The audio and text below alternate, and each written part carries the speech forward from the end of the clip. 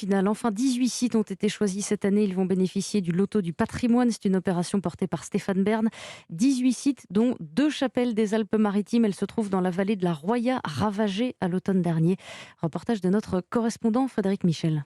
Elles sont en plein centre du village. La première est de forme oblongue, ce qui est assez rarissime. Et la deuxième, elle a un clocher qui est penché. Ces 2 chapelles de pénitence, c'est le trésor de la Brigue. Les rénover et rouvrir leurs portes, le maire de la commune, Daniel Albertini, en rêve depuis des années. Et ce loto du patrimoine est un coup de pouce bienvenu. C'est l'ordre de quelques centaines de milliers d'euros en principe. C'est quand même non négligeable sur un budget. Bon, aujourd'hui, on l'établit autour d'1,4 million €. Ça change pas mal de choses. Honnêtement, en cette période, on est bien demandeur de bonnes nouvelles. Ça en est une, donc on est content. Et la nouvelle a vite fait le tour de la vallée. Laure tient un tabac presse et se réjouit de vendre ses tickets du loto du patrimoine. Ça va gratter, ça va gratter. Ça fait du bien après tout ce qui nous est arrivé. Les gens, par solidarité, vont acheter les tickets de manière à ce que les bâtiments soient réparés. Sauvegarder le patrimoine en péril, c'est assurer l'avenir pour cette habitante de la Brigue. S'il n'y a plus rien dans nos villages, plus de beauté à boire, le tourisme cet été, on n'en aura rien. Tout repose là-dessus, sur les églises, les patrimoines. Il faut qu'on patronne les gens. Faire revenir les touristes à la Brigue et dans toute la vallée de la Roya, sinistrée mais toujours de toute beauté. Un reportage dans la vallée de la Roya de notre correspondant Frédéric Michel.